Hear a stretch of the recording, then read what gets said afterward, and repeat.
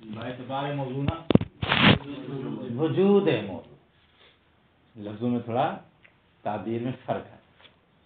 बाएतबार मौजू 4 किस्में हैं, ये पीछे पढ़ चुके हैं। हमलिया की 4 किस्में हैं बाएतबार मौजू। ये जो हम बयान कर रहे हैं ये बाएतबार मौजू नहीं, बाएतबार वजूद मौजू कज़िया हमलिया की 3 किस्में हैं। जब इन 3 किस्मों में हमने मौजू के वजूद की शर्त रखी है, तो मौजू के वजूद की शर्त किस कज़िये में होती है? हमलिया मूजबा में। हमलिया के साथ मूजबा लिखो, हमलिया मूजबा में। हमलिया सालबा में मौजू का वजूद शर्त नहीं होता, वो मौजू के वजूद के बगैर भी साथ का आ जाता है। लिहाजा फिर ये 3 किस्में जो हैं इनका मकसद क्या है? हमलिया मूजबा। हमलिया मूजबा की 3 किस्में हैं बाएतबारे वजूद मौजू। मौजू कहाँ पे मौजूद होगा? ठीक, कभी ज़हन में मौजूद होगा, कभी ज़हन में मौजूद होगा, लेकिन उसकी कौन सी साइड है जो मौजू बनेगी? वो है कुल्ली तवी। कभी कहाँ पे मौजूद होगा? खारिज में। तो जहां उस मौजू का वजूद होगा उसी एतबार से हम उस कज़िये का नाम रखेंगे। खारिज में मौजू का वजूद है कज़िया खारिजिया, ज़हन में मौजूद है कज़िया ज़हनिया, कुल्ली तबीई मौजूद है तो कज़िये का नाम है कज़िया हकीकिया। क्यों? इसलिए कि शय की जो तबीयत होती है वही शय की हकीकत होती है। तबीयत शय की क्या होती है? शय की हकीकत होती है। तो तबीई जब कुल्ली तबीई मौजू होगी तो कज़िये का नाम क्या हो जाएगा? कज़िया हकीकिया। ठीक है? वलाकिन वजूदो मौजू हा, उस कज़िया हमलिया मूजबा का मौजू का वजूद नंबर 1 तारतन यकूनो फिल ज़हने फ़क़त। फ़क़त का लफ्ज़ क्यों बोला है उसने?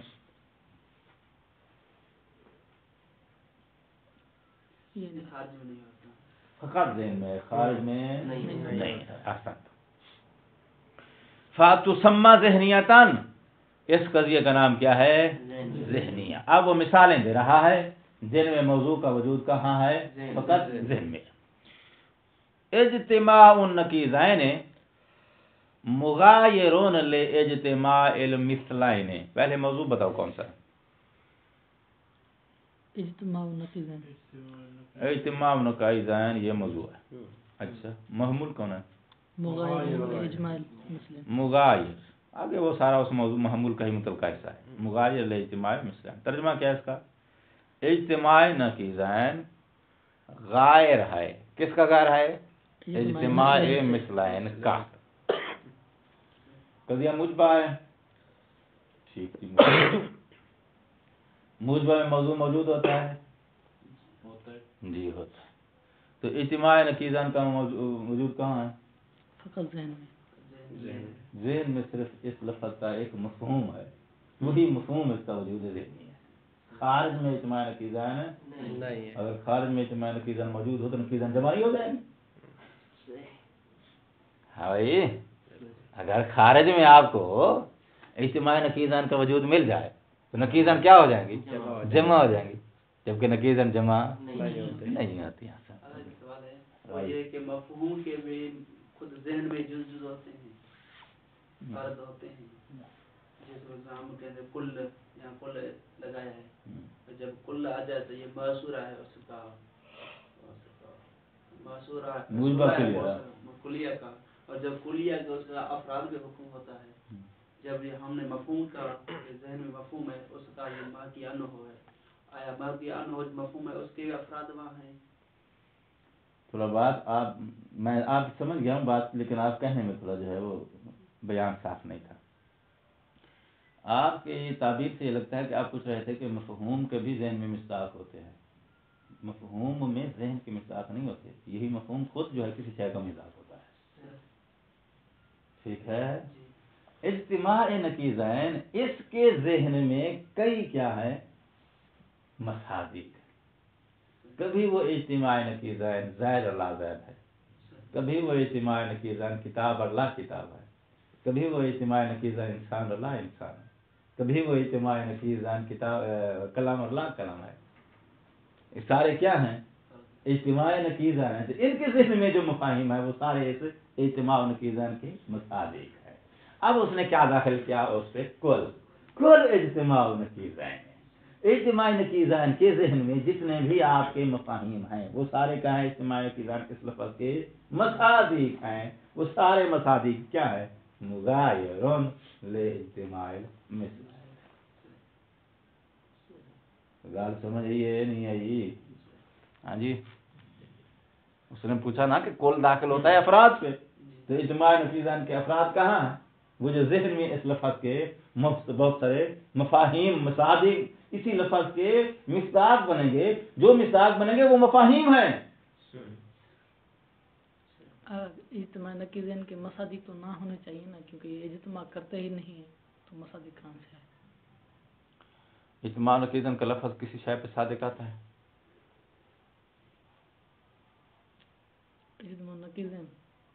اجتماع نقیزین نہ ہونا تو صادق آتا ہے، ہونا تو کہیں نہیں آتا نا. کوئی ایسی چیز ہو جہاں اجتماع نقیزین ہو. مصداق اس میں مکان ہے، وہ جگہ جہاں پہ کوئی چیز صادق ہے. ٹھیک ہے، تو ذہن میں ایک مفہوم ہے اس لفظ کا، یہ نہیں ہے. صحیح. اس لفظ کا یہ لفظ محمل ہے یا موضوع ہے؟ محمل اور موضوع سمجھتے ہو؟ جی جی، موضوع ہے. محمل کس لفظ کو کہتے ہیں؟ جن کی معنی نہ ہو، جس کو جو کسی معنی کے لیے وضع ہی نہیں کیا گیا. جی. موضوع کسے کہتے ہیں؟ جو کسی معنی کے لیے وضع کیا گیا ہو. اجتماع نقیزان محمل ہے موضوع ہے؟ موضوع ہے. موضوع ہے، ذہن میں اس کا کوئی معنی آتا ہے نہیں آتا؟ جی. جو معنی آتا ہے وہ اس کا مصداق ہے، یہ اس پہ صادق آتا ہے. ٹھیک ہو گئی بات؟ صحیح. اس مصداق پر لفظ کل داخل کیا ہے، اور وہ ایک نہیں ہے، بہت زیادہ. کتاب لا کتاب یہ بھی اسی کسی اجتماع نقیزان کا مصداق ہے. کلام لا کلام یہ بھی اسی، انسان لا انسان اس کا ذہن میں جو مفہوم ہے وہ مفہوم بھی مصداق ہے اسے اجتماع نقیزان اس لفظ کا. صحیح. مثلا اگر ہم کہیں کل معدوم لا یوجد، تو کل معدوم، معدوم کا کیا ہوگا؟ معدوم لفظ ہے، مصداق میں کیا ذہن میں اس لفظ کا مفہوم ہے، وہ اس معدوم کا کا مصداق. کیسے آ سکتا ہے یہ مصداق دینے؟ معدوم خارج میں نہیں ہوتا، ذہن میں لفظ کا مفہوم ہوتا ہے. آپ ذہن والے مفہوم کو خارج والے مصداق کے ساتھ مخلوط کر رہے ہو، جہاں سے تشویش ہے آپ کو. صحیح. مفہوم موجود ہوتا ہے ان کا، مفہوم ذہن میں موجود ہے. یہی آج بتانا چاہتے ہیں کہ موضوع کا وجود کہاں پہ ہوتا ہے. صحیح. ذہن میں آئے، فقط ذہن میں آئے، خارج میں آئے، کہاں کہاں آئے.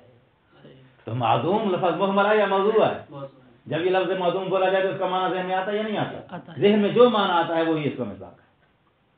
اچھا، مصداق بھی وہی ہے؟ ہاں وہی، جو کہ خارج میں ان کا ہے ہی نہیں. نہیں ہے. سنت صحیح. وہی جو ذہن میں اس کا معنی آ رہا ہے وہی مصداق ہے کسی لفظ معدوم کا، وہی مصداق ہے لفظ اجتماع نقیزن کا. الی آخر ہی سارے لفظ جس لفظ کا ذہن میں آپ کو کوئی معنی آ رہا ہے وہی معنی اس لفظ کا کیا ہے؟ مصداق. اور یہ جملہ شاید میں پہلے کئی دفعہ استعمال کر چکا ہوں کہ مصداق غالباً خارج میں ہوتا ہے. وہ غالباً کا لفظ ہم نے کیوں بولا تھا؟ یعنی کچھ ایسے الفاظ بھی ہیں جن کا مصداق خارج میں نہیں ذہن میں بھی ہوتا ہے. ٹھیک ہے. تو اب اس کی تفصیل آپ کو ملے گی کہاں؟ کلیات کی بحث میں. کلیات کی دو قسمیں ہیں، ایک کلی حقیقی ہوتی ہے، ایک کلی فرضی ہوتی ہے. کلی فرضی سمجھتے ہو؟ ذہن نے فرض کیا ہے یہ لفظ کلی ہے. صحیح. ایک کلی حقیقی ہوتی ہے. کلی حقیقی کے مصداق خارج میں ہوتے ہیں. کلی فرضی چونکہ وہ خود فرضی ہے اس کے ذہن افراد بھی فرضی ہوتے ہیں.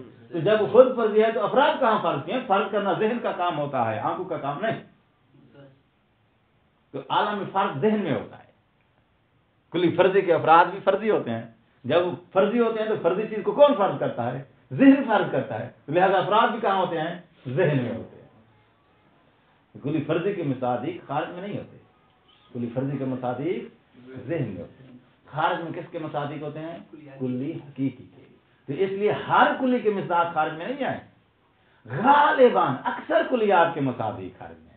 تو تو اکثر کا بات بولنے کا مطلب پھر یہ ہے کہ کچھ ایسی کلیات بھی ہیں جن کے مطابق خارج میں نہیں کسی اور ذہن میں عالم میں ہے، اور وہ عالم جو ہے وہ کیا ہے؟ عالم ذہن ہے۔ تو موضوع کا وجود کہاں ہوگا؟ عالم ذہن میں، اور اس کی مثالیں کیا ہیں؟ یہ کلیات فرضیہ۔ کلیات فرضیہ کو کہاں لے آؤ؟ موضوع کی جگہ پر لے آؤ۔ ان کے مصادیق کہاں ہیں؟ ذہن میں ہے۔ مصادیق قبلہ خارج میں ہوں گے، کن کے؟ جن کا معنی ذہن میں، مفہوم ذہن میں۔ اگر وہ کلی فرضی ہے تو پھر مصداق خارج میں نہیں ہوگا۔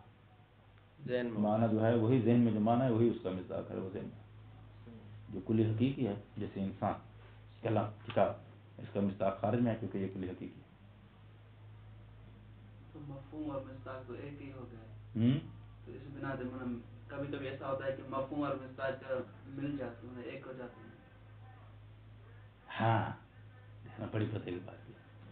لیکن عام طور پر ہوتا یہ ہے کہ مثلا لفظ انسان ذہن میں اس کا مفہوم ہے، خارج میں زائد جو بیٹھا ہے وہ اس کا مصداق ہے۔ کلی فرضی کا تو ذہن میں صرف مفہوم ہے، اسی مفہوم کو اسی کا مصداق بول دیا، جبکہ مفہوم اور ہوتا ہے، مصداق اور ہوتا ہے۔ ٹھیک ہے نا؟ بڑی فتح کی بات کی ہے۔ جو کلیات فرضیہ ہوتے ہیں نا مولانا، جس کو آپ نے مفہوم فرض کیا ہے اسی کو آپ اس کا مصداق بھی فرض کریں گے۔ کیوں؟ اس لیے کہ وہ چیز ہی فرضی ہے۔ جب چیز ہی فرضی ہے، حقیقی نہیں ہے، تو حقیقی چیزوں میں جو ہے آپ کو جو ہے وہ حادثہ کی الگ الگ شناخت ملے گی، الگ الگ خانہ ملے گا۔ وہ چیز ہی فرضی ہے، تو ہم اس کو جو ہے وہ مفہوم کہہ دیتے ہیں، کبھی اس کو اس کا مصداق کہہ دیتے ہیں، کیونکہ چیز ہی فرضی ہے۔ کوئی فرضی چیز میں یہ کوالٹی نہیں ہے کہ اس کا مصداق الگ سے مل جائے اور اس کا مفہوم الگ سے مل جائے۔ جو مفہوم ہوتا ہے وہی اس کا مصداق ہوتا ہے، کیونکہ چیز ہی فرضی ہے۔ ذہن نے فرض کیا ہوا ہے، فرض سمجھتے ہو نا؟ بس ذہن نے فرض کیا، فرض کریں۔ فرض کریں کیا مطلب؟ یہ چیز ہے نہیں، ویسے ہم ذہن میں اس کا تصور کر رہے ہیں۔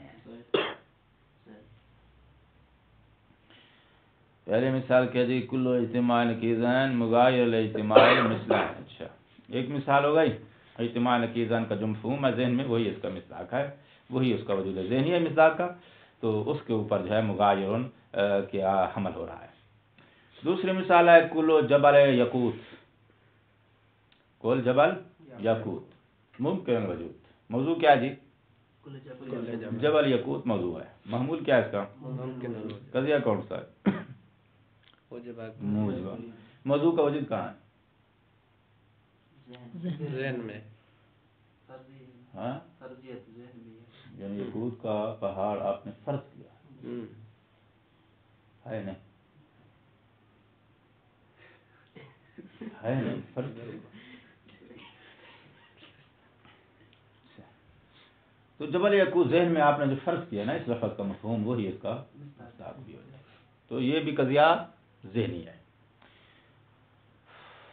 آگے تشریح دیتے ہوئے مصنف کہتا ہے فَإِنَّ مَفْهُومُ اجتماع نقیزین، اجتماع نقیزین لفظ ہے، اس کا ذہن میں جو مفہوم ہے، و جبل الیقوت یہ بھی لفظ ہے، اس کا ذہن میں جو مفہوم ہے، ان دونوں لفظوں کا جو مفہوم ہے غیر موجودین فی الخارج، خارج میں ان کا وجود نہیں ہے۔ ٹھیک، لیکن الحکم ثابت لہما، لیکن حکم تو ان دونوں کے مفہوم کے لیے آپ ثابت کر رہے ہیں، حکم تو آپ اسناد کو اب دے رہے ہیں، تو کہاں دے رہے ہیں؟ کہتے ہیں فی الذہن، یہ محمول اسناد پائے گا کس کے ساتھ؟ ذہن میں ان کا جو مفہوم ہے وہی ذہن میں والا مفہوم موضوع کا وجود ذہنی ہے، وہی موضوع کا جو وجود ذہنی ہے اس کے ساتھ جا کے اس محمول نے اتصاف پانا ہے۔ اچھا، ویسے قضیہ طبیعہ بھی کہہ سکتے ہیں نا ان کو؟ قضیہ طبیعہ کی مثالیں بھی آپ اس کے لیے دے سکتے ہو، وہی قضیہ طبیعہ قضیہ ذہنیہ کی مثالوں کے لیے استعمال ہو سکتا ہے۔ صحیح، ایک ہی ہے۔ صحیح۔ اچھا جی، وَأُخْرَى وجود موضوعها فی الخارج، ایک عالم ذہن ہے، دوسرا عالم خارج ہے۔ عالم خارج کہتے ہیں عالم مشاہدے کو۔ عالم مشاہدہ سمجھتے ہو کہ جس عالم میں آپ حواس خمسہ کا آپ تصرف کر کے چیزوں کو دیکھ سکتے ہو، چھو سکتے ہو، ٹچ کر سکتے ہو. اس عالم مشاہدہ کو کیا بولتے ہیں؟ عالم خارج. خارج اس لیے بولتے ہیں چونکہ ذہن سے باہر کی یہ دنیا ہے، اور اس باہر کی دنیا سے ذہن جو ہے چیزوں کا ادراک لے جاتا ہے. تو وہ جو ادراک ذہن میں چلا گیا وہ ذہن کا عالم ہے، اور جہاں سے اس نے چیزوں کا تصویریں لیتا ہے یہ ذہن سے باہر کی دنیا ہے. تو باہر کی دنیا کو عربی میں کیا کہتے ہیں؟ خارج. ٹھیک ہے جی. اس لیے ملک سے جو باہر چلا جائے تو اسے کیا کہتے ہیں؟ خارج. جو ولایت علی سے باہر چلا جائے وہ بھی خارجی. خارجی. ٹھیک ہے جی. وَأُخْرَى دوسری صورت یہ ہے یکون وجود موضوعہا. کس کا موضوع؟ حملیہ موجبہ کے موضوع کا وجود. کس عالم میں ہوگا بھی اس کا وجود؟ فی الخارج. خارج میں ہوگا. خارج میں کس چیز کا وجود ہوتا ہے بھائی؟ کلی کا یا کلی کے مصداق کا؟ کلی کے مصداق کا. احسن. تو اس کا مطلب یہ ہے کہ اب یہاں حکم کس پہ لگایا جا رہا ہے؟ افراد پر. خارج میں جو افراد ہیں، جب انسان پر حکم لگائے لیکن مقصد انسان نہیں ہے، مقصد کیا ہے؟ زید بکر خالد ہے. ٹھیک ہے نا. کلو طالبین ناجحن. ٹھیک. طالب کلی ہے جزیہ؟ کلی ہے. کیسے پتا چل؟ ہر فرد جتنے لوگ بیٹھے ہیں، جتنے لوگ پڑھتے ہیں یہاں، ان سب پر یہ لفظ صادق آ رہا ہے. تو ایک سے زیادہ پر جو صادق آئے کلی ہے. کلی ہے. تو لفظ طالب کیا ہو گیا؟ کلی ہو گیا. اچھا جی. ناجحن معمول ہے. ناجحن طالب کے مفہوم کو کہہ رہے ہیں. اچھا. مفہوم کے اندر پھر ہم نے یاد ہے کل ہم نے دو تو رخ بنائے تھے. برکے دا سجا پاسا تھے احسن. تو جو مکتوباً الخارج ہے اس کو مفہوم کہتے ہیں، جو کاشف عن الخارج ہے اس کو کلی طبیعی کہتے ہیں. اچھا. جو طالب علم کی کلی ہے، کلی طبیعی ہے، وہ نازع ہوتی ہے نہ. خارج میں مصداق ہوتا ہے وہ نازع ہوتا ہے. جو مقتوباً خارج ہے، جو خود خارج میں مکتوباً خارج ہے وہ مفہوم ہو گیا نا. تو ذہن میں دو رخ ہم بنائے تھے، ایک کاشف عن الخارج، ایک مکتوب عن الخارج. جو مکتوب عن الخارج ہے وہ ہے مفہوم، اس کا بنے گا قضیہ ذہنیہ. جو کاشف عن الخارج ہے اس کا بنے گا قضیہ حقیقیہ. اس کی بات ابھی آ رہی ہے. اچھا. قضیہ خارجہ جو ہوتا ہے نا وہ اس کلی طبیعی پر حکم نہیں ہوتا. کس پر حکم ہوتا ہے؟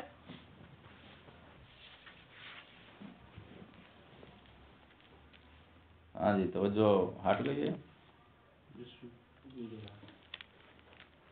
ٹھیک. قضیہ خارجہ میں حکم کس پر ہوتا ہے؟ نہ مفہوم پر، نہ کلی طبیعی پر، بلکہ کس پر ہوتا ہے؟ جو خارج میں وہ بیٹھا ہوتا ہے اس کا مصداق، اس کا فرد، اس خارجی فرد پر. ایک بات تو یہاں سے یہ سمجھ آئی کہ قضیہ خارجیہ صرف ان کلیات کا بنے گا جن کو آپ کلی حقیقی کہتے ہو. کلی فرضی کا قضیہ خارجیہ نہیں بن سکتا. کیوں کلی فرضی کا قضیہ خارجیہ نہیں بن سکتا؟ کیونکہ خارج میں اس کے افراد نہیں. ٹھیک ہے. صرف کلی حقیقی کا بنے گا. جب کلی حقیقی کا بنے گا تو کلی حقیقی کے مفہوم میں دو رخ بنیں گے. ایک رخ کاشف عن الخارج بنے گا، دوسرا مکتوب. جو کلی فرضی ہے اس کے خارج میں فرضی نہیں ہے تو کاشف کیسے بنے گی؟ وہ تو جو ہے واضح میں آ رہی ہے. احسنتم. تو اس کا مطلب یہ ہے کہ قضیہ حقیقیہ اور قضیہ خارجیہ یہ دونوں کس کلی کے بنیں گے؟ کلی حقیقی کے. کیونکہ کلی فرضی مکتوب الخارج ہوتی ہے، کاشف الخارج نہیں ہوتی. خارج میں اس کے افراد نہیں ہوتے. تو جب خارج میں اس کے افراد نہیں ہیں تو افراد پر جو حکم لگے وہ قضیہ خارجہ ہے، اس کا قضیہ خارجہ بھی نہیں بنے. اور مفہوم کی وہ سائڈ جو کاشف عن الخارج ہوتی ہے، جس کو ہم کلی طبی کہتے ہیں، وہ سائڈ بھی اس کے اندر موجود نہیں ہے، کیونکہ جب فرد نہیں ہے تو فرد کے لیے وہ کاشف بھی نہیں وہ کاشف عن خارج والی سائڈ کو ہم نے کلی طبی کہا ہے۔ کلی طبی پر جب حکم لگایا جائے تو قضیہ کون سا بنتا ہے؟ قضیہ حقیقیہ۔ تو قضیہ حقیقیہ بھی کلی فرضی کا نہیں بنے گا، کلی فرضی کا فقط قضیہ جو بنے گا وہ قضیہ ذہنیہ۔ اتنی بات ذہن میں آ رہی ہے نا؟ اچھا، تو قضیہ خارجیہ میں حکم جو ہوتا ہے کس پہ لگایا جاتا ہے؟ کلی پر نہیں، کلی کے خارجی فرد پر۔ کلو طالب ناجے ہو نا، ناجے جو ہو رہا ہے کلی نہیں ہو رہی، کلی کا فرد ہو رہا ہے۔ ٹماٹر مہنگے ہو گئے، ٹھیک ہے نا؟ جملہ بناؤ، اس کا کیا بنے گا؟ کلو ٹماٹر گھال ہاں ظاہر حسین،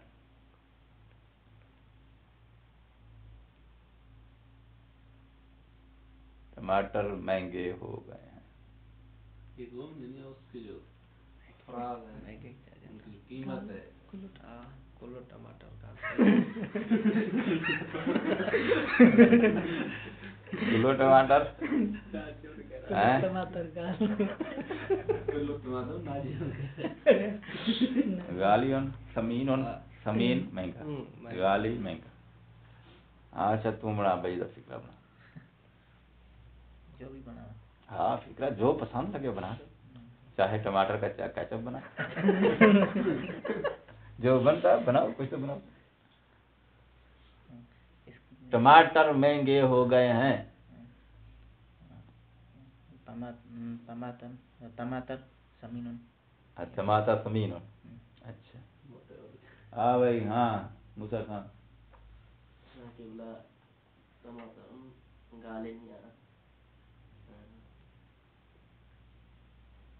یا کیا ہوگا؟ دوسرا ہی قضیہ بنایا۔ ٹماٹر مہنگے ہو گئے ہیں۔ گول محمد آپ بتاؤ یار، ٹماٹر مہنگے ہو گئے ہیں، اس کا عربی فکرہ بناؤ۔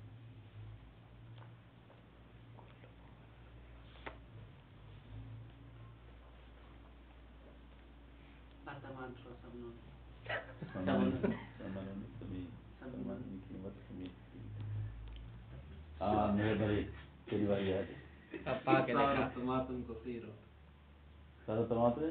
کثیر اچھا غالی اچھا ٹماٹر سفید چلو ٹھیک، چلو ٹھیک ہے، جو بھی آپ نے بنایا مطلب آپ کو سمجھ میں آ گیا۔ الٹماٹر صاعد سمین، یا ٹماٹر صاعد، صاعد کا مطلب یعنی ریٹ اوپر چلا گیا ہے، مہنگا ہو گیا، روٹین وائز ٹماٹر صاعد، ٹماٹر مہنگے ہو گئے ہیں۔ اچھا جی، میں سوال یہ ہے، ٹماٹر صاعد، ٹماٹر مہنگا ہو گیا جی، ریٹ اوپر چلا گیا، موضوع معمول ذہن میں آیا؟ موضوع کون ہے؟ ٹماٹر کلی ہے جزئی ہے؟ ٹماٹر کلی پکی گال ہے۔ جی، اچھا اب یہ بتاؤ کہ مہنگا تم نے کس کو کہا ہے؟ ان کے افراد کو، مصداق کو۔ مصداق، ٹھیک ہے، اس کے مصداق مہنگے ہوتے ہیں بھائی۔ ٹماٹر جو کلی ہے وہ مہنگی نہیں ہوتی، یہاں کلی پہ حکم نہیں لگایا جا رہا، ٹھیک ہے؟ تو کہیں یہ نہ کہہ دینا کہ یہ ہم نے قضیہ جو ہے وہ کیا مہنگا ہونے کا حکم کلی طبی پر لگایا ہے، مصداق پر نہیں لگایا، مصداق سستے میں دینا چاہیے۔ لیکن پاکستان میں ان کا مفہوم ہی مہنگا ہو گیا ہے، سوچتا ہے کوئی نہیں ٹماٹر لینے کا۔ اچھا، تو مصداق پر جو حکم لگایا جائے تو پھر وہ قضیہ کون سا بنے گا؟ قضیہ خارجیہ، کیونکہ یہ مصداق افراد کہاں ہیں؟ خارج میں، ریڈی پر پڑے ہوئے ہیں، ٹھیک ہے؟ یہ مثالیں کس کی ہیں؟ قضیہ خارجیہ کی ہیں۔ اچھا، تیسری قسم ہے کون سی؟ قضیہ حقیقیہ۔ قضیہ حقیقیہ میں محمول کا حکم نہ خارجی مصداق پہ ہوتا ہے نہ ذہنی مفہوم پہ ہوتا ہے، تو پھر کس پہ ہوتا ہے؟ ان دونوں کا ملاحظہ کرتے ہیں۔ تو ہم نے ایک درمیانی چیز رکھی ہوئی ہے، وہ کیا ہے؟ وہ ہے اس مفہوم کی دوسری جانب جس جانب کو کیا کہتے ہیں کاشف انل خارج، اور معروف نام ہے اس جہت کا کلی طبیعی۔ اس کلی طبیعی پر حکم لگے گا، جو کلی طبیعی پر حکم لگا ہے نام و مفہوم کی طرف جائے گا، نہ مصداق کی طرف جائے گا، وہ اسی کلی طبیعی پر حکم لگا ہے، ٹھیک ہے نا؟ جو اس کلی طبیعی پر حکم لگے گا تو اس وقت کون سا قضیہ بنتا ہے؟ قضیہ حقیقیہ۔ بات ذہن میں آ رہی ہے نہیں آ رہی؟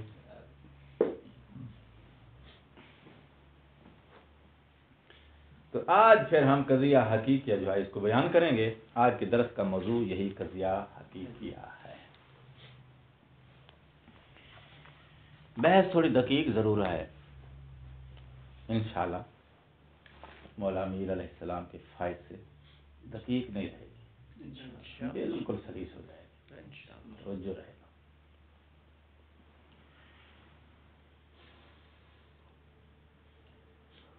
لفظ انسان، زید بکر خالد، جو اس خارج میں لوگ بیٹھے ہوئے ہیں، یہ اس کے کیا ہیں؟ افراد یا اس کے مساوی۔ یہ افراد اور مساوی کہاں پہ ہوتے ہیں؟ خارج۔ اس لفظ کا ذہن میں آیا مفہوم، اس مفہوم کی ایک دائیں جانب ہے ایک بائیں جانب ہے۔ دائیں اور بائیں جو ہے وہ ایسے تقریب الفہم کی خاطر جیسے کوئن یا سکے کی ہوتی ہے۔ ایک جانب کا نام ہم نے رکھا ہے مقطوع عن الخارج، دوسری جانب کا نام ہم نے رکھا ہے کاشف عن الخارج۔ جیسا کہ شیشے کے دو رخ ہوتے ہیں، ایک سائڈ سے وہ کاشف ہوتا ہے، دوسری سائڈ سے وہ کاشف نہیں ہوتا۔ تو یہ مفہوم جس سائڈ سے کاشف ہے، اس کاشف والی سائڈ کا نام ہم نے رکھا ہے کلی طبیعی، ٹھیک ہے؟ جو دوسری سائڈ ہے جو مقطوع عن الخارج ہے، اس سائڈ کا نام ہم نے رکھا ہے مفہوم، ٹھیک ہے جی؟ اچھا، حکم لگایا جائے کس پر؟ کلی طبیعی پر، قضیہ بنے گا حقیقیہ۔ اب سوال یہ ہے کہ یہ جس سائڈ کا نام کلی طبیعی ہے، یہ سائڈ کون سی ہے؟ کاشف عن الخارج۔ عن الخارج ہٹا دو، کاشف عن الافراد، ٹھیک ہے؟ یہ سائڈ کون سی ہے؟ کیوں کاشف عن الافراد؟ کیونکہ اس مفہوم کو جب ہم ذہن میں تصور کرتے ہیں تو اس کے تصور سے خارج میں وہ افراد جن پہ یہ صادق آتا ہے ان کی صورتیں ہمارے ذہن میں آ جاتی ہیں، ٹھیک ہے نا؟ جب لفظ انسان اس کے مفہوم کی ہم کاشف والی جہت کو دیکھتے ہیں تو ذہن میں کون آتا ہے؟ وہ افراد آتے ہیں جن افراد کے لیے کیا ہے؟ یہ کاشف ہے۔ ان کا تصور ذہن میں آتا ہے یا نہیں آتا؟ اگر نہیں آتا تو پھر کاشف کر دیا، ٹھیک ہے نا؟ تو کاشف والی جہت جو ہے یہ کن چیزوں کو دکھلاتی ہے؟ ان افراد کو دکھلاتی ہے جن افراد پر یہ صادق آتا ہے، ٹھیک ہے؟ اب سوال یہ ہے کہ جن افراد سے یہ کاشف ہے، جن افراد کو یہ دکھاتا ہے، وہ افراد کون کون سے ہیں؟ توجہ ہے، کہتا ہے ان افراد کی 3 قسمیں ہیں۔ درس شروع ہو گیا آج کا۔ یہ کاشف والی جی، کاشف کیسے کاشف ہے؟ افراد سے۔ جن افراد سے کاشف ہے ان افراد کی کتنی قسمیں ہیں؟ 3 قسمیں ہیں۔ غور سے سنو، کتنی قسمیں ہیں جی؟ 3 قسمیں ہیں۔ نمبر 1، وہ افراد جو محققۃ الوجود ہے۔ کیا ہے؟ محققۃ الوجود ان افراد کو کہتے ہیں کہ جو اس وقت زمانہ حال میں موجود ہیں خارج میں۔ جو افراد اس وقت کیا ہیں؟ زمانہ حال میں موجود ہیں یا ماضی کے زمانے میں وجود پا چکے ہیں، ایک دفعہ ان کو حقیقی وجود مل چکا ہے، ٹھیک ہے، چاہے زمانہ ماضی میں ملا تھا یا ابھی بھی وہ حال میں وجود حقیقی پا کے ابھی بھی وہ موجود ہے۔ تو جن کو خارج میں حقیقی وجود مل چکا ہے یا ملا ہوا ہے اور ابھی تک بھی وہ خارج میں موجود ہیں، ان کو کیا کہتے ہیں؟ افراد محققۃ الوجود۔ دوسری قسم ہے اس کی افراد کی، وہ ان کو کہتے ہیں ممکنۃ الوجود، ٹھیک ہے، کیا کہتے ہیں؟ ممکنۃ الوجود۔ ممکنۃ الوجود کون سے افراد ہیں؟ وہ ہیں کہ جو ابھی مثال وہی انسان کی ذہن میں ہے، جو ابھی کیا ہے جی، ماؤں کے یا اپنے باپ دادے کی صلب میں ہے۔ جب وہ پیدا ہوں گے تو پیدا ہونے کے بعد ان کو حقیقی وجود ملے گا، لیکن ابھی تو وہ صلب میں ہے نا، ابھی ان کو کیا کہیں گے؟ ممکنۃ الوجود، ٹھیک ہے نا۔ یہ کاشف جو ہے ان افراد کو بھی دکھا رہی ہے یا نہیں دکھا رہی ہے؟ ممکنۃ الوجود کو دکھا رہی ہے نہیں دکھا رہی ہے؟ صرف انہی کو دکھا رہی ہے جن کا خارج میں حقیقی وجود ہے، ان کو بھی دکھا رہی ہے جو ابھی خارج میں نہیں ہے لیکن وہ ابھی ممکنۃ الوجود ہے، ممکن ہے کبھی وہ وجود پائیں گے، ان کے لیے بھی یہ کاشف ہے، ٹھیک ہے نا۔ کیسے پتہ چلا ہے آپ کو کہ ان کے لیے بھی کاشف ہے؟ کیونکہ ان پر بھی اس کے اندر صادق آنے کی صلاحیت ہے، تو جب صلاحیت ہے تو اس کا مطلب ہے ان کو بھی یہ دکھا رہی ہے، یہ افراد اس کے آئینے کے سامنے ہیں۔ تیسری قسم ہے جی وہ افراد جو ممتنعۃ الوجود ہیں، ٹھیک ہے جی۔ ممتنعۃ الوجود وہ افراد ہوتے ہیں کہ ان کا اب وجود میں آنا تو ممکن نہیں ہے، ٹھیک، وجود میں آنا تو ان کا اب ممکن نہیں ہے اور کبھی بھی ان کا وجود میں آنا ممکن نہیں ہے، لیکن وہ منسوب اسی کلی کی فیملی سے ہیں۔ مثلا زید فوت ہو جائے، ٹھیک ہے، تو فوت ہونے کے بعد فرض کریں اس کا بیٹا جو ہے جو پیدا ہونا تھا، لیکن اب زید چونکہ فوت ہو گیا ہے تو اب جو اس کا بیٹا پیدا ہونا تھا وہ تو ممکن الوجود ہو گیا نا، صحیح، کہ ممکن الوجود ہے، وہ زید زندہ ہے تو اس کا بیٹا ممکن ہے، جو پیدا ہو چکا ہے وہ حقیقت الوجود، جو بھی سلم میں ہے پیدا ہوگا وہ ممکن الوجود، اور زید فوت ہو جائے تو اب وہ بیٹا جس نے پیدا ہونا تھا اس کو ہم کیا کہیں گے؟ ممکن، لیکن زید کا وہ بیٹا جس نے پیدا ہونا تھا لیکن اب زید فوت ہو چکا ہے، تو فوت ہونے کی وجہ سے اب وہ بیٹا کیا کہا ہو جائے گا؟ ممتنعۃ الوجود۔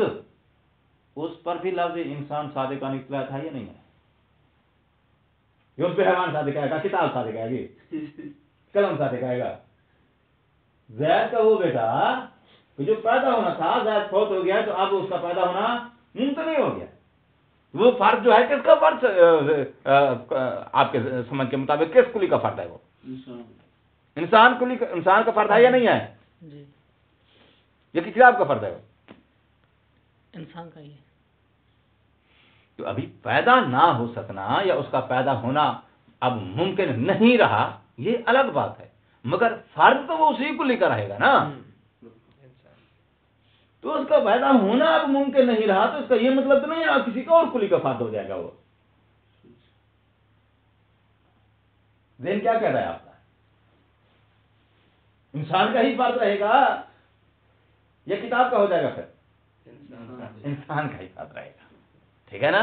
صحیح، تو اب تین قسم کے افراد ہیں۔ کلی طبیعی کیا ہوتی ہے؟ کاشف عن الافراد ہوتی ہے۔ جب کاشف عن الافراد ہوتی ہے تو پھر یہ تینوں قسم کے افراد جو ہیں ان کا منہ نظر آ رہا ہے، کس میں؟ کلی طبیعی میں، ٹھیک ہے نا۔ اور شیشے والی مثال چونکہ ذہن میں ہے نا اس لیے میں نے بولا منہ استعمال کیا ہے۔ ان افراد کا، ان تین قسم کے افراد کا منہ نظر آ رہا ہے، کس میں؟ کلی طبیعی میں۔ کیوں نظر آ رہا ہے؟ کیونکہ کلی طبیعی کس کو کہتے ہیں؟ اس سائڈ کو جو سائڈ کاشف عن الافراد ہوتی ہے، ٹھیک ہے نا۔ تو اب جو حقیقی وجود رکھتے ہیں ان پر بھی، ان کے لیے بھی یہ کاشف ہے۔ جو ممکنۃ الوجود ہیں ابھی وجود رکھتے نہیں ہیں لیکن مستقبل میں ممکن ہے ان کو وجود مل جائے، ان کے لیے بھی یہ کاشف ہے۔ ہم نے اس کے کاشف ہونے کو دیکھنا ہے، ہم نے یہ نہیں دیکھنا کہ خارج میں کون ہے کون نہیں ہے، کون ہے کون آئے گا کون نہیں آ سکے گا، یہ ہمارا مطمع نظر نہیں ہے۔ ہم نے صرف اس کے کاشف ہونے کو دیکھنا ہے، اس کے کاشف ہونے کی جہت کا نام کیا ہے؟ کلی طبیعی۔ ٹھیک ہے نا؟ یہ سوال ہے، فرمائیے۔ یہ جو کلی طبی ہے وہ تو مقطوع عن الخارج ہوتی ہے نا، صرف طبیعت پر حکم لگتا ہے نا، صرف کلی بما ہو کلی اور منڈو شروع کر۔ نہیں تو پھر کاشف یہ نہیں کیسے ہوتی؟ کلی طبی وہ تو کلی حقیقی ابھی ہوتی ہے۔ آئینے کی مثال دے رہے ہیں کہ اس کی دو سائڈیں ہیں، ایک سائڈ کا نام مقطوع ہے، دوسری کا سائڈ کا نام کاشف ہے۔ تو ہم کہہ رہے ہیں کہ لفظ انسان کا جو مفہوم ہے اس مفہوم کے اندر ہم نے سائڈیں دو بنائی ہیں، وجود دو نہیں بنائے، وجود ایک ہی ہے، سائڈ دو ہے۔ ایک سائڈ کا نام ہم نے مقطوع رکھا ہے، دوسری سائڈ کا نام کاشف رکھا ہے۔ جس سائڈ کا نام مقطوع ہے اس سائڈ پر جو حکم لگے گا قضیہ ذہنیہ بنے گا، صحیح جو کاشف والی سائڈ ہے اس پر جو حکم لگے گا قضیہ حقیقیہ بنے گا۔ صحیح۔ تو ایک بار آپ افراد پہ حکم لگا رہے ہو، کلی پر نہیں، یہ قضیہ خارجیہ ہے۔ ایک بار آپ کلی پر حکم لگا رہے ہو، جب کلی پر حکم لگا رہے ہو تو کلی کے اندر دو سائڈیں ہیں، ایک مقطوع والی ایک کاشف والی۔ مقطوع والی سائڈ پر لگاؤ تو قضیہ ذہنیہ ہے، کاشف والی سائڈ پر حکم لگاؤ تو قضیہ حقیقیہ ہے۔ قصہ یوسف زلیخا نہ بناؤ یار، یہ مت یار، اتنی محنت کر کے چائے بھی نہیں پلاتے ہو۔ اگر اس پر حکم لگاتے ہیں خارج افراد پر مسلم اور سائڈ والی پر نہیں لگاتے تو ایک پر ذہنیہ بنتا ہے، دوسرے پر حقیقیہ بنتا ہے۔ حقیقیہ کو ہم طبیعہ کہتے ہیں، دونوں حقیقیہ کو طبیعہ نہیں کہتے، وہ پیچھے جو طبیعہ گزر چکا نا پچھلی بحث میں وہ اسی ذہنیہ کا ہی بھائی ہے، اسی کا نام ہی ذہنیہ ہے، دونوں کے مترادف ہوا۔ تو آپ کا جو شبہ ہو رہا ہے کہ ہم لفظ بول گئے ہم کلی طبیعی، کلی طبیعی ہم نے کس سائڈ کا نام رکھا ہے؟ کاشف والی سائڈ کو، اور پیچھے ہم لفظ بول گئے ہیں قضیہ طبیعیہ۔ جو قضیہ طبیعیہ ہے وہ پچھلی بحث میں وہ قضیہ طبیعہ اگر آج والے بحث کے ساتھ اس کو آپ ملاؤ تو وہ قضیہ طبیعہ سے مراد کلی طبیعی والی جانب نہیں ہے، بلکہ اس سے مراد وہ دوسری جانب ہے جس کا نام مقطوع عن الخارج ہے۔ اس لیے ہم نے کہا ہے کہ وہ پچھلا قضیہ طبیعہ آج کے درس کے مطابق وہ قضیہ ذہنیہ میں جائے گا، قضیہ حقیقیہ میں نہیں جائے گا۔ تو کلی طبیعی اور قضیہ طبیعہ یہ دو الگ چیزیں ہیں۔ قضیہ طبیعہ قضیہ ذہنیہ ہوتا ہے، کلی طبیعی جو ہے یہ قضیہ ذہنیہ نہیں بنے گا، اس پر جو حکم لگے گا یہ قضیہ حقیقیہ بنے گا۔ لہذا لفظوں کے ہیر پھیر سے آپ مشتبہ نہ ہو جائے۔ اجازت ہے صحیح؟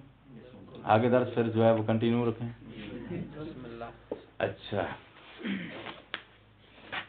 کلی طبیعی کس سائڈ کا نام ہے؟ جو کاشف عن الافراد ہے۔ جب کاشف عن الافراد ہے تو سوال یہ ہے کون کون سے افراد ہیں جن سے یہ کاشف ہے؟ تو آپ نے کہا چاہے وہ محققۃ الوجود ہے ان کے لیے بھی کاشف ہے، ممکنۃ الوجود ہے ان کے لیے بھی کاشف ہے، ممتنعۃ الوجود ہے تو بھی ان کے لیے بھی یہ کاشف ہے۔ ٹھیک ہے نا؟ تو ان سب افراد کی، تینوں قسم کے افراد کی، تینوں قسم دینے میں آ گئے نا، ان تینوں قسم کے مجموعات کے تین مجموعے بنا لو، ایک مجموعہ حقیقی وجود، دوسرا مجموعہ ممکن وجود، تیسرا مجموعہ۔ ان تینوں قسم کے مجموعات کی وہ کلی کیا ہے؟ اپنے اندر تصویر رکھتی ہے۔ ان تینوں قسم کے مجموعات کے لیے وہ کلی طبیعی کیا ہے؟ کاشف ہے۔ جب کلی طبیعی ان تینوں قسم کے مجموعات کے لیے کاشف ہے تو اب رکو، کلی طبیعی کا خارج میں وجود جب بھی آتا ہے، کلی طبیعی تو جو ہے کلی طبیعی چونکہ اس سائڈ کا نام ہے جو سائڈ کاشف عن الافراد ہے، ٹھیک ہے نا؟ کس سائڈ کا نام ہے بھائی؟ کاشف عن الافراد۔ جب کاشف عن الافراد والی ہی سائڈ کا نام کلی طبیعی ہے تو پھر کلی طبیعی جس فرد کے لیے کاشف ہے اس فرد کے اندر موجود ہے۔ بھائی ٹیپ کی بات کہہ دیا ہم نے، یہ یا پھر بنتا جو پڑھنا تھا تو جو ہے जिस फर्द से ये काशिफ आए उस फर्द के अंदर कुल्ली तभी मौजूद है। क्यों? इसलिए कि जिसके अंदर नहीं है उसके लिए काशिफ भी नहीं है। इंसान किताब से काशिफ है? नहीं किताब के अंदर इंसान भी नहीं है। ज़ैद के लिए काशिफ है? इंसान ज़ैद के लिए काशिफ है? ज़ैद के अंदर इंसान है। ठीक है ना? तो अब आपने क्या कहा? कुल्ली तभी काशिफ, जिससे काशिफ आए उसके अंदर कुल्ली तभी मौजूद है। ठीक है? काशिफ आए कितने मजमुआत से? जिससे काशिफ हो उसके अंदर कुल्ली तभी मौजूद होती है। तो इसका मतलब यह है कि फिर ये तीन मजमुआत जो है, जिस मजमुए के फर्द को ले लो कुल्ली तभी उसके अंदर मौजूद है। वही ध्यान दो यार, कुल्ली तभी उस फर्द को ले लो जो हकीकी वजूद रखता है। इसके लिए काशिफ थी तो इसके अंदर भी मौजूद है। जो फर्द मुमकिन और मौजूद है उसके लिए भी काशिफ थी, जब थी तो उसके अंदर भी कुल्ली तभी। वो फर्द जो मुमकिन और मौजूद है उसके लिए भी काशिफ थी तो फिर उसके अंदर भी कुल्ली तभी मौजूद है। ठीक है? कुल्ली तभी का खारिज में उसका मिज़दाक इधर बैठा हो, वो उसके पहलू में साथ बैठी हो, ऐसा नहीं होता। कुल्ली तभी का वजूद खारिज में किसके साथ होता है? उसके फर्द के अंदर होता है। रुको रुको रुको, पहले तस्वीर मुकम्मल होने दो। कुल्ली तभी का वजूद जो होता है फर्द के अंदर होता है। खारिज में आपको कौन नजर आ रहा है? ज़ैद। तो ये वजूद किसका हुआ? ज़ैद का। खारिज में आपको ज़ैद नजर आ रहा है तो वजूद किसका हुआ? इंसान का वजूद किधर है? ज़ैद के वजूद, वो जो ज़ैद का वजूद है वही इंसान का वजूद है। ठीक है ना? जो ज़ैद का वजूद है वही इंसान का वजूद है। तो इसका मतलब है वजूद वाहिद है जिसको आप ज़ैद का वजूद भी कह रहे हो, और उसी वजूद को आप इंसान का वजूद भी। इंसान कुल्ली तभी है, ज़ैद उसका मिज़दाक है। तो कुल्ली तभी किसके अंदर आ गई? मिज़दाक के अंदर आ गई। ठीक हो गई बात? बात पहुंच गई। तो इसका मतलब यह है कि कुल्ली तभी जब भी खारिज में तहक़्क़ुक़ पाएगी तो अपने फर्द के जरिए तहक़्क़ुक़ पाएगी। अपने फर्द के बगैर फर्द अलग करके एक मुस्तकिल वजूद लेके खारिज में हासिल नहीं होती। जब भी खारिज में आती है फर्द के वजूद के अंदर ही आती है। ठीक है? तो अब जो भी हुक्म लगेगा किस पे? कुल्ली तभी पे। कुल्ली तभी जाएगी किधर? फर्द के अंदर, तो हुक्म जाएगा फर्द के अंदर। लेकिन हुक्म का मतमा नजर फर्द नहीं है, मतमा नजर कुल्ली तभी ही है। फर्द तक हुक्म कैसे पहुंचा है? इसलिए कि कुल्ली उस फर्द के अंदर मौजूद है। अगर कुल्ली तभी का वजूद फर्द के अलावा अलग शक्ल में होता तो फिर हुक्म कुल्ली तभी तक रह जाता, फर्द तक ना जाता। तो इसका मतलब ये हुआ कि कज़िया खारजिया में भी हुक्म किस तक होता है? फर्द तक होता है। और कज़िया हकीकिया में भी हुक्म फर्द तक जाता है। फर्क ये है, कज़िया खारजिया में हुक्म का मतमा नजर ही खुद फर्द होता है, और कुल्ली तभी में हुक्म का मतमा नजर फर्द नहीं, खुद कुल्ली तभी होती है। लेकिन कुल्ली तभी जब खारिज में आती है तो उसका वजूद फर्द के अंदर होता है। वजूद फर्द के अंदर होने की वजह से जो हुक्म कुल्ली तभी पर लगा हुआ है, कुल्ली तभी जिसके अंदर जाएगी वो इस पे लगा हुआ हुक्म भी उस तक जाएगा। तो हुक्म फर्द तक पहुंचेगा लेकिन मतमा नजर फर्द नहीं, कुल्ली तभी होती है। आप बोलिए जनाब। ये यानी बात समझ नहीं आई कि ये जो कुल्ली तभी है वो अफराद में कैसे होती है? क्योंकि मसलन हम कहें अल इंसान नौउन, तो इंसान का जो मफहूम है वो नो होता है ना कि जो खारिज में ज़ैद बकर और शिमर है मसलन वो।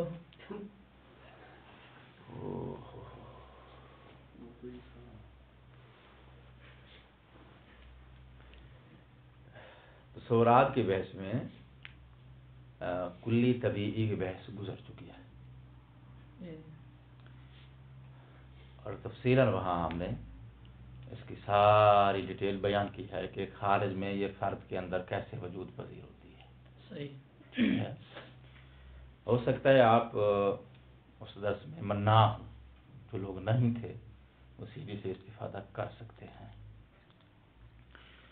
खारिज में जो फर्द होता है ना, जी, ذہن میں مفہوم ہوتا ہے، صحیح کلی حقیقی کا فرد خارج میں ہوتا ہے، مفہوم ذہن میں ہوتا ہے۔ جو ذہن میں مفہوم ہے اس کی آپ نے دو جانب کر دی، ایک کاشف ایک مکتوب، ٹھیک۔ صحیح وہ جو کاشف والی جانب ہے وہ کاشف والی جانب آپ کو فرد دکھلاتی ہے صحیح مفہوم کی۔ آپ اس مفہوم کا تصور کرو گے تو کاشف والی سائڈ کو جب میں ملحوظ کرو گے آپ کو وہ فرد خارج والا نظر آئے گا جس فرد پر یہ صادق آتی ہے۔ سوال یہ ہے کہ یہ انسان کا جو مفہوم جس سائڈ کو آپ نے کاشف کہا ہے، صحیح اسی کاشف والی سائڈ کا نام آپ نے کلی طبیعی رکھا ہے۔ کاشف والی سائڈ کا نام کلی طبیعی ہے۔ اچھا اگر اس خارجی فرد کے اندر یہ موجود نہیں ہے تو اس پر یہ صادق کیسے آئی؟ آپ اس وقت جلوس سے متصف ہیں، قیام سے متصف، نہیں جس چیز سے آپ متصف نہیں ہیں وہ چیز آپ پہ صادق نہیں آ سکتی۔ شاکر قائم، کیوں قائم نہیں کر سکتے؟ کیونکہ اس وقت قیام سے یہ متصف، قیام اس کے اندر نہیں پایا جاتا۔ اس وقت اس کے وجود کے ساتھ قیام متصل، اس کے وجود کے ساتھ کس چیز کا اتفاق ہے؟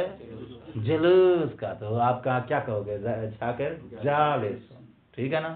زید انسان، زید کے ساتھ، زید کے اندر، زید کے وجود میں انسانیت ہی نہیں ہے، زید کے وجود میں انسان ہی نہیں ہے، تو آپ نے اس کو انسان کیسے کہا؟ تو ایک کلی حقیقی ہوگی نا زید انسان میں؟ میں نے کب کہا کہ فرضیہ؟ نہیں طبیعی تو نہیں ہوگی نا یہ۔ اسی طبیعی کو تحقیقی کہتے ہیں یار۔ اچھا طبیعی میں تو وہ حکم صرف مفہوم پر ہوتا ہے نا، مصداق پر ہوتا ہی نہیں ہے نا۔ ہاں ہاں، کس پہ؟ مانا صرف مفہوم پر ہوتا ہے نا، مثلا ہم کہیں الانسان و نوع، ہاں تو یہ جو انسان کا مفہوم ہے وہ نوع ہے یا ان کے جو افراد خارج میں ہیں وہ نوع ہیں؟ آپ انسان کے مفہوم کی دو سائڈیں بنائی آپ نے،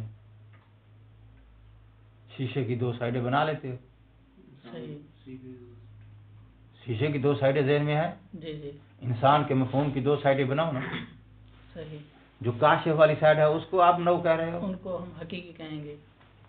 جو کاشف والی سائڈ ہے اس کو آپ نو کہو گے تو پھر جو ہے وہ نو کا حکم جو ہے وہ خارج میں جن جن سے کاشف ہے ان پر چلا جائے گا، تو فرد کاشف نو بن جائے گا، جبکہ فرد نو نہیں ہوتا۔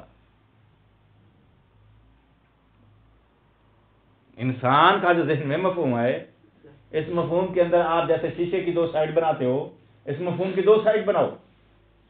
ایک سائڈ کون سی ہے؟ جو کاشف ہے، زید سے، بکر سے، خالد سے۔ اس کاشف والی سائڈ کو آپ کہتے ہو نوعن، تو یہ سائڈ تو کاشف ہے زید سے، بکر سے، خالد سے۔ جن جن سے کاشف ہے، جو حکم اس کاشف والی سائڈ پہ لگے گا، کاشف ہونے کی وجہ سے وہ حکم ادھر آ جائے گا۔ آپ آئینہ کبھی سامنے کرو سورج کے، تو آئینے پر جب روشنی پڑے گی نا تو اب آئینے کا رخ دیوار کے جس حصے پر ہے وہ روشنی اس پہ جائے گی۔ میرا مطلب یعنی طبیعہ جو ہے وہ کاشف تو نہیں ہوتی نا افراد کو۔ الانسان نوع میں تو یہ کس سے کاشف ہے؟ یعنی افراد کو کاشف تو نہیں ہے وہ۔ بھائی الانسان نوع، ہم بول رہے ہیں کہ جب نوع، اس نوع کا جو حکم لگا ہے وہ انسان کے مفہوم کے مکتوب والی جانب پہ لگا ہے۔ مکتوب والی جانب پر جو ہے وہ کون سی ہے؟ جو خارج سے مکتوب ہے۔ جب خارج سے مکتوب ہے تو یہ حکم ذہن تک محدود رہے گا، خارج میں فرد کی طرف نہیں آئے گا۔ صحیح۔ آپ سورج کی مکتوب والی جانب، شیشے کی مکتوب والی جانب جب سورج کی طرف کریں گے تو سورج کی روشنی اس مکتوب والی جانب پہ رک جائے گی، اس کو منعکس ہو کے دیوار پہ نہیں جائے گی۔ اچھا، جائے گی۔ یعنی طبیعہ جو ہے حقیقیہ کو بھی شامل ہے۔ قضیہ طبیعہ اور قضیہ طبیعہ نہ بولو، کلی طبیعی اور قضیہ حقیقیہ یوں بولو۔ جی قضیہ طبیعہ کہو گے تو پھر مشتبہ ہو جائے گی بات اس پچھلی 4 قسموں میں جو قضیہ طبیعہ گزرا ہے اس کے ساتھ، اور ابھی میں پہلے وضاحت دے چکا ہوں۔ جی قضیہ طبیعہ نہ بولو، کلی طبیعی بولو۔ کلی طبیعی اس سائڈ کا نام ہے جس سائڈ کو آپ کاشف عن الخارج کہتے ہو، اس کو کلی طبیعی کہتے ہیں۔ اس سائڈ کو قضیہ طبیعہ نہیں کہتے۔ اس سائڈ پر جو حکم لگتا ہے اس کو قضیہ طبیعہ کہتے ہیں، سوری قضیہ حقیقیہ کہتے ہیں۔ قضیہ طبیعت ذہنیہ میں آ جاتا ہے نا۔ قضیہ طبیعہ اور ذہنیہ ایک ہی شے ہے۔ پچھلی بحث میں اسی کا نام طبیعہ ہے، آج کی بحث میں اسی طبیعہ کا نام ذہنیہ ہے۔ طبیعہ اور یہ جو حقیقیہ ہے کلی حقیقی طبیعہ میں کیا فرق ہے؟ تھوڑا وہ واضح کریں۔ کلی حقیقی ہاں کلی طبیعی شیء واحد. اچھا ہاں جی تو صحیح ہے. ذہن میں آ رہی ہے یہ بات یا نہیں آ رہی؟ جی تو آپ شیشے کی جو دو سائڈیں ہیں، ایک سائڈ کا نام ہے مکتوب، ایک ہے کاشف. سورج کے سامنے مکتوب والی سائڈ کرو تو روشنی ٹک جاتی ہے، دیوار پہ کاشف والی سائڈ کرو تو جو روشنی اس پہ پڑی ہے وہ روشنی آگے کدھر جائے گی؟ اس پر جائے گی جو آگے شیشے کے منہ کے سامنے ہے. جس کا منہ شیشے میں نظر آ رہا ہے یہ روشنی پھر اس کے اوپر جا کے پڑے گی نہیں پڑے گی؟ پڑے گی. ٹھیک ہو گئی بات؟ ہو تو اب مفہوم کی آپ نے دو سائڈیں بنا دی، ایک مکتوب ایک کاشف. مفہوم مکتوب والی سائڈ پر جو حکم لگے گا قضیہ بنے گا قضیہ ذہنیہ. اب اس سائڈ پر جو حکم لگا ہے وہ حکم خارجی فرد تک نہیں جائے گا کیونکہ اس سائڈ کا نام کیا ہے؟ مکتوب. اگر اس کاشف والی سائڈ پر جو حکم لگے گا وہ حکم خارجی فرد تک جائے گا. کیوں جائے گا؟ آئینے والی مثال ذہن میں رہے، کیونکہ اس سائڈ کا نام ہے کاشف اور یہ سائڈ جس فرد سے کاشف ہے اس فرد کے اندر یہ موجود ہے. عفواً اس فرد کے اندر یہ موجود ہے. جب یہ موجود ہے تو اس سائڈ پر جو حکم آئے گا وہ کاشف ہونے کی وجہ سے وہ حکم اس تک رکے گا نہیں، اس فرد تک جائے گا حکم جس فرد کی تصویر اس کے اندر نظر آ رہی ہے. تو فرد تک حکم جائے گا. تو اب یہاں تک نتیجہ ٹوٹل کرنے لگا ہوں. قضیہ خارجیہ میں بھی حکم خارجی فرد پر ہوتا ہے، قضیہ حقیقیہ میں بھی حکم خارجی فرد تک جاتا ہے. حکم سے مراد محمول ہے بھائی. محمول کا جو اسناد ہے قضیہ خارجیہ میں وہ محمول کا اسناد کس کی طرف ہوتا ہے؟ خارجی فرد کی طرف ہوتا ہے اسناد قضیہ خارجیہ میں. اور جو قضیہ حقیقیہ ہے اس میں بھی محمول کا اسناد اور یہ حکم کس تک جائے گا؟ خارجی فرد تک جائے گا. لیکن فرق کیا ہے؟ فرق یہ ہے کہ قضیہ خارجیہ میں وہ حکم ڈائریکٹلی خود اس فرد پہ جا رہا ہوتا ہے، وہی فرد ہی اس حکم کا اس اسناد کا مطمع نظر ہوتا ہے. لیکن قضیہ حقیقیہ میں حکم کا مطمع نظر فرد نہیں ہوتا، حکم کا مطمع نظر خود وہی کلی طبیعی ہوتی ہے، وہی کلی حقیقی ہوتی ہے. لیکن فرد تک حکم کیوں چلا جاتا ہے؟ کیونکہ اس سائڈ کا نام کاشف ہے اور جہاں یہ کاشف ہے کاشف ہونے کی وجہ سے وہ حکم منعکس ہو کے فرد تک جائے گا لیکن مطمع نظر نہیں. فرق سمجھ میں آیا یا نہیں آیا؟ اچھا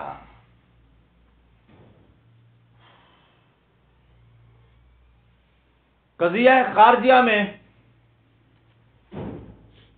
موضوع وہی خارجی فرد ہوتا ہے. ٹھیک ہے، موضوع کون ہوتا ہے؟ خارجی فرد ہوتا ہے. اور جو محمول ہے اس محمول کو کیا بولتے ہیں؟ حکم. محمول کو کیا بولتے ہیں؟ حکم. نحو میں چلے جاؤ تو کیا بولتے ہیں؟ مسند. ٹھیک ہے، مسند مسند الیہ. اصول میں منطق میں یا فلسفے میں آ جاؤ تو اس کو کیا بولتے ہیں؟ منطق میں اس کو محمول اور موضوع. فقہ میں اور اصول میں جائیں گے تو پھر کیا بولیں گے؟ اس محمول کو حکم اور جو محکوم علیہ ہے اس کو موضوع. یعنی موضوع کا لفظ سیم رہے گا، ادھر بھی موضوع اصول میں بھی اس کو موضوع، لیکن محمول کا نام بدل جاتا ہے. ادھر محمول کہتے ہیں، فقہ میں اور اصول میں جا کے اس کو کیا بولتے ہیں؟ حکم. ٹھیک ہے. تو اب جو ہے یہاں سے میں اب اصطلاح جو ہے بدلنے لگا ہوں. موضوع اور محمول کی جو ہے تعبیر بدلنے لگا ہوں. کیا بولنے لگے ہیں؟ موضوع اور حکم. ٹھیک ہے جی. جو قضیہ خارجیہ ہے تو جو ہے قضیہ خارجیہ اور قضیہ حقیقیہ، یہ دو قضیہ آپ سمجھ گئے ہو. اب ان دونوں قضیوں کو اب سامنے رکھو. سامنے رکھنے کے بعد اب میں دو تین لفظ ہیں ان کا تعارف دینے لگا ہوں. لفظ گن لو. تکلیف، موضوع التکلیف، متعلق التکلیف، مکلف، مکلف. کتنی ہے بھائی؟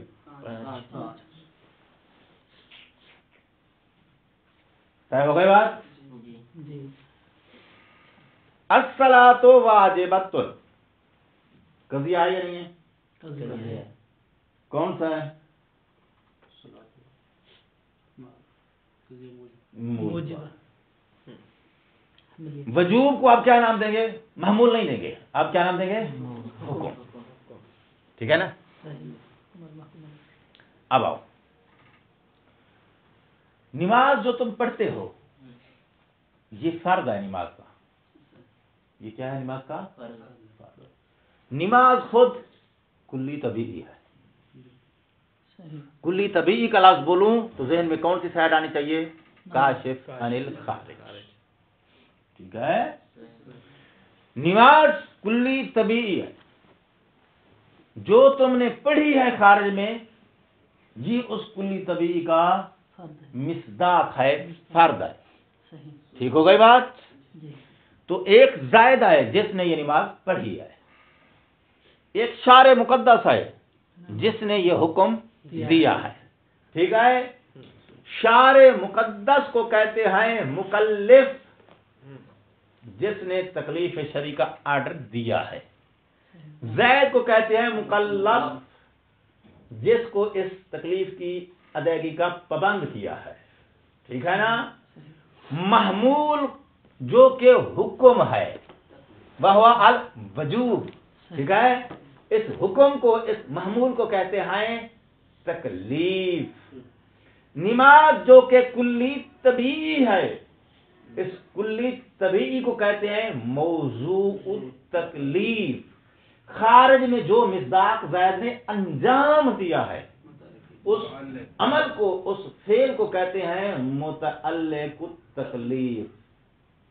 अब इन पांच में से तीन चीजों का समझना ज्यादा मुहिम है। वो तीन चीजें कौन से हैं? तकलीफ, मुतअल्लिकुत तकलीफ, मौजूउत तकलीफ। तकलीफ से मुराद क्या है? हुक्म यानी महमूल। अस्सलातु वाजिबतुन, वाजिबतुन क्या है? हुक्म। हुक्म या महमूल या तकलीफ। इसको आप हुक्म भी कह सकते हो, महमूल भी कह सकते हो, तकलीफ भी कह सकते हो। अच्छा, अब आ जाओ मुतअल्लिकुत मौजू तकलीफ कौन है? सलात यानी कुल्ली तबीई। मुतअल्लिकुत तकलीफ कौन है? तो मौजू तकलीफ जो है वो कुल्ली तबीई बनेगी। मुतअल्लिकुत तकलीफ इस कुल्ली तबीई का जो खारिज में फर्ज है। फर्ज से मुराद वो अमल जो ज़ैद ने अंजाम दिया है, वो फर्ज, वो अमल, वो फेल ज़ैद का वो क्या बनेगा? खारिज। मिसदाक खारिजी इस सलात का वो जो मिसदाक है वो क्या बनेगा? मुतअल्लिकुत तकलीफ। तो कुल कजिया अब वापस आ जाओ। 5 लफ्ज़ों का तारुफ हो गया। 5 में से 3 मुहिम थे, तकलीफ, मौजूद तकलीफ, मुतअल्लिक तकलीफ। ये 3 लफ्ज़ जो है ज़हन में रखो, तकलीफ, अच्छा वापस आओ। जो कजिया होता है, कजिया हकीकिया, वहां पर ये तीनों चीजें होती हैं। तकलीफ भी होती है, मौजूद तकलीफ भी होती है और मुतअल्लिक तकलीफ भी। क्यों तीनों चीज होती हैं? इसलिए कि हुक्म लगाया गया है कुल्ली तबीई पर। कुल्ली तबीई कहते हैं किस साइड को? काशिफ को। मुनअकिस होने की वजह से हुक्म किस तक जाएगा? खारिजी फर्ज तक जाएगा। तो चीजें हो जाएंगी 3, तकलीफ, मौजूद तकलीफ और हुक्म मुनअकिस होके इस काशिफ साइड का जो फर्द है फर्द तक जाएगा तो फर्द हो जाएगा मुतअल्लिक। अब आ जाओ कजिया खारिजिया में। कजिया खारिजिया में ठीक है, हुक्म किस पे होता है? कुल्ली तबीई पर नहीं, खारिजी फर्द पर। तो फिर खारिजी फर्ज जो है वो बनेगा तकलीफ और मौजू तकलीफ। मुतअल्लिक तकलीफ वहां नहीं है। जो फर्द है वही मौजू तकलीफ है। जो है कजिया खारिजिया में तकलीफ है और मौजू तकलीफ है, वही जिसको तुम मुतअल्लिक तकलीफ कह रहे थे। कहां? कजिया हकीकिया में। खारिजिया में आके वही मुतअल्लिक तकलीफ क्या कहलाएगा? मुतअल्लिक नहीं कहलाएगा, बल्कि क्या कहलाएगा? मौजू तकलीफ। खुद वही तकलीफ का मौजू बन जाएगा। एक ही चीज है जो मुतअल्लिक भी होगा, मौजू भी होगा। हाँ, या यूं कह सकते हैं कि वही एक ही चीज तकलीफ का मौजू भी बन रही है, वही तकलीफ का मुतअल्लिक भी बन रही है। जबकि कजिया हकीकिया में तकलीफ का मौजू कुल्ली हकीकी अल तबीई होती है और खारिजी मिजाज تکلیف کا متعلق ہوتا ہے، موضوع نہیں ہوتا. اور قضیہ خارجیہ میں وہی خارجی فرد خود موضوع ہوتا ہے، خود متعلق ہوتا ہے. اب ان دونوں قضیہ حقیقیہ اور خارجیہ، ان دونوں کا فرق سمجھ میں آ گیا ہے؟ کوئی موازنہ ذہن میں آ گیا یا نہیں آ گیا؟ اچھا، سینٹ میں جو قضیہ استعمال ہوتا ہے، سینٹ سمجھتے ہو؟ سینٹ کہتے ہیں جہاں دستور لکھا جاتا ہے، آئین لکھا جاتا ہے، قانون سازی کو سینٹ کہتے ہیں. قانون سازی کے ادارے کو کیا کہتے ہیں؟ سینٹ.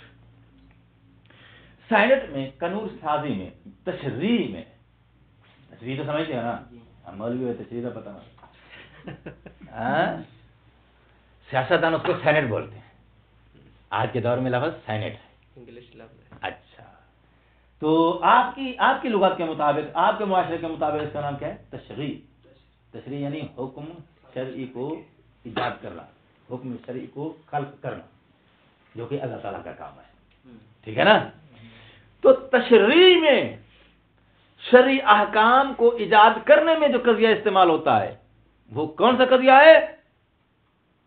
قضیہ حقیقیہ، جس میں موضوع تکلیف اور ہوتا ہے، متعلق تکلیف اور ہوتا ہے. ٹھیک ہے؟ اقیموا الصلاۃ، نماز کو قائم کرنا تم پر واجب ہے. ٹھیک ہے نا؟ اقیموا الصلاۃ آیت ہے یا نہیں ہے؟ تو یہاں جو قضیہ بنے گا کون سا بنے گا؟ قضیہ حقیقیہ بنے گا یا قضیہ خارجیہ بنے گا؟ حقیقیہ، کیونکہ یہاں جو وجوب کا حکم ہے نا نماز پر، اس نماز سے مراد نماز کا مصداق نہیں ہے، بلکہ اس نماز سے مراد کون سی نماز ہے؟ کلی طبیعی ہے. ٹھیک ہے نا؟ اور کلی طبیعی جو ہے وہ کاشف ہے کن سے؟ افراد.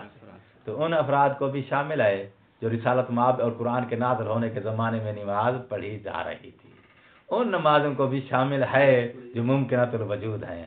ان نمازوں کو بھی شامل ہے جو ممتنعات الوجود ہیں، بیچارے فوت ہونے کے بعد اب نہیں پڑھ سکیں گے نا. مگر اگر وہ ہو جاتے افراد تو پھر ان کو بھی یہ لفظ شامل تھا. تو کلی طبیعی تینوں افراد کو شامل ہوتی ہے. واپس آؤ بھائی. وَثَالِثَةً یکون وجودہ، کا ضمیر کدھر جائے گی؟ موضوع کے وجود کہاں ہوتا ہے؟ فی نفس الامر والواقع. نفس الامر والواقع کس کو کہتے ہیں؟ نفس الامر والواقع کہتے ہیں ذہن اور خارج، ان دونوں کے مجموعے کا ایک اور عالم ہے، ان دونوں سے ایک بڑا عالم ہے. اس عالم کو کہتے ہیں عالم نفس الامر، عالم الواقع. ٹھیک ہے؟ کلی طبیعی کا وجود کہاں ہوتا ہے؟ عالم واقعہ میں، عالم نفس الامر میں. بے معنی کلی طبیعی کا وجود کہاں ہوتا ہے بھائی؟ نفس الامر میں. کیوں نفس الامر میں؟ نفس الامر اس عالم کا نام ہے جو شامل ہے ذہن کو بھی خارج کو بھی. ان دونوں کے مجموعے کا نام جو ہے وہ کیا ہے؟ عالم نفس الامر یا عالم الواقع. یہ آپ نے، اور کلی طبیعی جو ہے وہ کہاں موجود رکھتی ہے؟ ذہن میں، خارج میں نہ. ذہن میں بھی ہے، خارج میں بھی ہے. کلی طبیعی ذہن میں بھی آئے. کیوں ذہن میں ہے؟ اس لیے کہ آپ نے اس سائٹ کا نام رکھا ہے جو کاشف انل خارج ہے، تو ذہن میں ہی ہو گئی. اور خارج میں بھی ہے، کیوں؟ جس سے کاشف ہے اس فرد کے اندر بھی ہے. ٹھیک، ذہن میں بھی ہو گئی، خارج میں بھی ہو گئی. اور ذہن اور خارج دونوں کے جامع یا مجموعے کا نام کیا ہے؟ عالم نفس الامر. تو کلی طبیعی کا وجود کہاں ہوتا ہے؟ نفس الامر میں، عالم الواقع میں. بمعنی ان الحکم علی الافراد، حکم جو ہوتا ہے، اب حکم ذہن میں آ رہا ہے؟ لفظ حکم سے کیا مراد ہے؟ محمول. یہ حکم جو ہوتا ہے علی الافراد، افراد پر ہوتا ہے. کون سے افراد؟ المحققۃ الوجود. ٹھیک ہے؟ محققۃ الوجود کون سے افراد ہیں؟ جو خارج میں موجود ہے، خارج میں جن کو حقیقی وجود مل چکا ہے، چاہے ماضی میں چاہے حال میں. والمقدرۃ الوجود، مقدرۃ الوجود کون سے ہیں؟ مثلا اجتماع نقیض ذہن. مقدرۃ الوجود، اجتماع نقیض مقدرۃ الوجود ہے. جی صرف فرض ہی کر سکتے ہیں. جن کے وجود کو فرض کر سکتے ہیں، جن کا وجود فرض کر سکتے ہیں وہ کون کون سے ہیں؟ ممکنۃ الوجود بھی ہیں، ممتنعۃ الوجود، دونوں شامل ہو گئے. دونوں شامل ہیں. لازم مقدرۃ الوجود دونوں مجموعوں کو.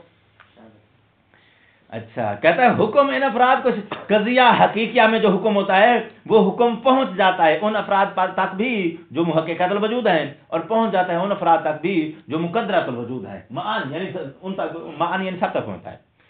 फकुल मा युफरज वजूद हो, तो हर वो फर्द जिसका वजूद आप फर्ज कर सकते हो, हर वो फर्द कुल्ली तबीई का, हर वो फर्द जिसका वजूद आप फर्ज कर सकते हो।